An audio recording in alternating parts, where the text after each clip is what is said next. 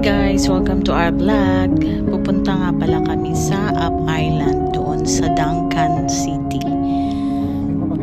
Tinawagan kasi kami ng agent ng car namin na gustong magpa-upgrade. So pupunta kami doon para i-try namin kung mag-upgrade ba kami ng aming car. So tara guys, samahan nyo kami sa aming adventure papuntang Duncan City. Medyo malayo nga pala ito guys. From Victoria to Duncan ay mga almost 1 hour siya. Kaya medyo malayo-layo ang ating babiyahihan ngayon. Kaya let's go! Tara, samahan nyo kami guys. At mag-enjoy na lang tayo sa magagandang views. Ang ganda ng mga puno. Marami mga iba't ibang puno dito guys kasi more on nature kasi sila ang Canada. At napaka-smooth naman ang ating biyahe dahil walang traffic. Napakabilis lang ng biyahe namin kasi wala namang traffic.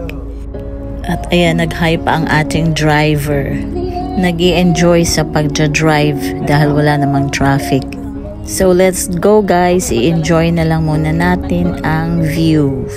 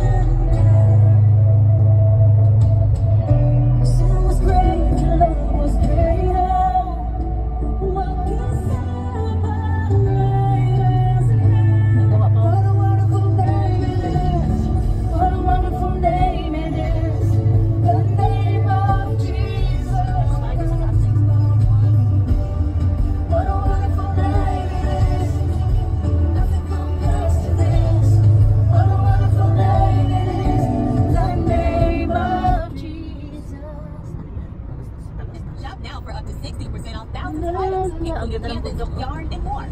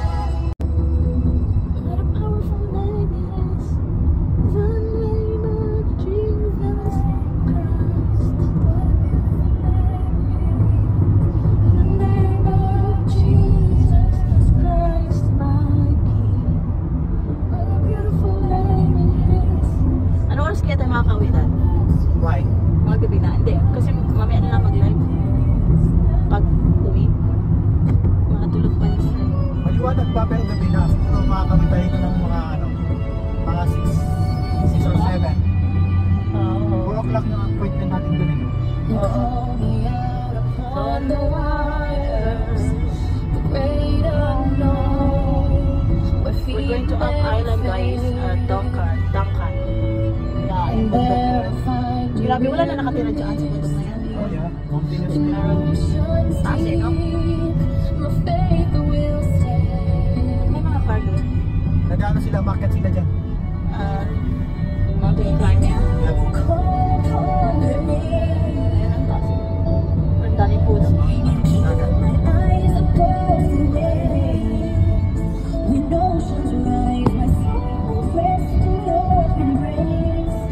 Light na lang ako. Para makita nila. Nasin ko pa doon? Ha? Nasin ko pa doon? Ay mamaya, makikita naman nila yun eh.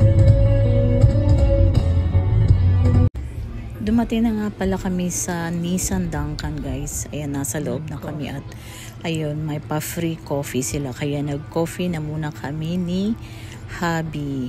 Coffee tayo. Habang naghahantay, mag-coffee muna tayo. Ayan ang loob ng Nissan Duncan. Yeah, Cass? Michael? Manual. So, Manual. Manual. Yeah. Other end. inom muna ng kape. Tapos, pina-try out sa amin yung car na in-offer niya. And depende na lang sa amin kung magugustuhan namin. So, ayan, nag-ano muna kami, nag-road test. Try yung car. No, exactly. So this Kung one would get magugustuhan ba siya ni Habi. Tinuro sa amin kung paano gamitin. So, okay naman siya. Maganda naman. Nice naman yung car. Pero, hindi pa kami nakaka-decide kung yan ba yung kukunin namin. So, we're still trying to look for another. Now, if I go... Pinatry lang muna sa amin at kung magugustuhan namin ay ayun, mag-upgrade kami. Pero sa ngayon, pag-iisipan muna namin kung kami ay kukuha. Kuha ba kami or hindi. Or antay na lang namin pagdating ng mga bata. So, nag-ikot-ikot na lang muna kami dyan sa Duncan para i-road test or i-try out ang car. Ikot-ikot lang kami. One more cylinder gives you better transmission shifts on the highway, so you can actually go if needed to be safe. Does that make sense? Yeah. Because sometimes when you're driving the Micra, it's like I'm pressing all the way down on the gas, but now it's going fast, right? Yes. Whereas with this car, it's right off the pedal when you press it. So you're a little bit easier comfortability-wise in the highways because the vehicle, you know, picks up nice.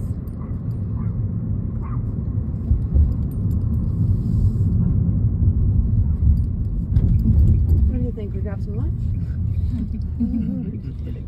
You didn't get your lunch? No. Oh my God. They made steak now, today. You're very sexy now. You have to get your lunch.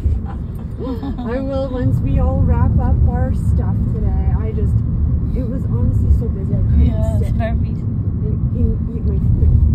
And I don't like You're running very around. hardworking, and I know you're becoming a rich lady. I know you're rich now. Oh no, goodness no. I wouldn't work 12 hours a day, 6 days a week if I was rich. Oh, That'd be crazy.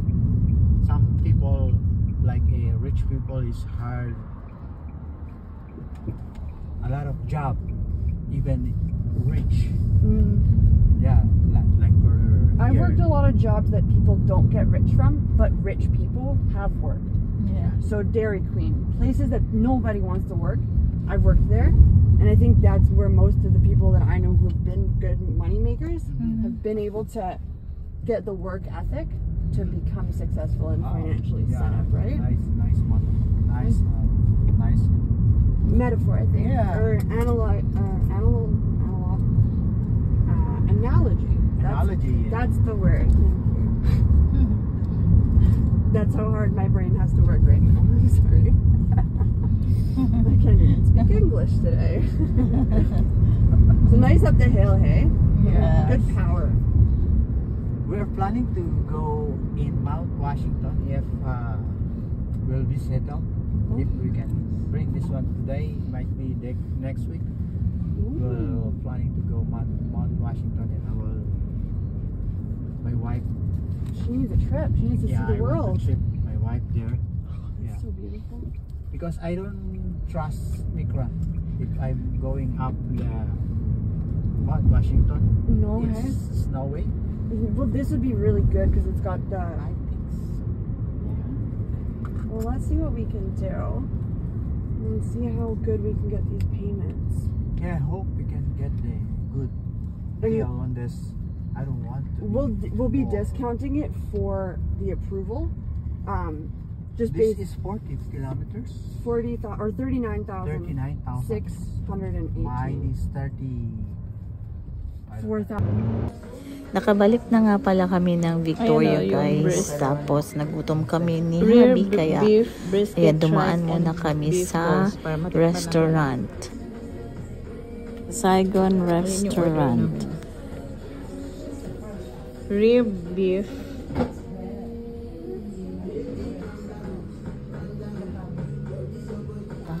Ayan na nga pala yung in-order namin, guys. Rib beef noodles. Sobrang sarap siya. Kaya nabusog kami. Tara, kain! Thanks for watching, guys. Bye! See you our next vlog.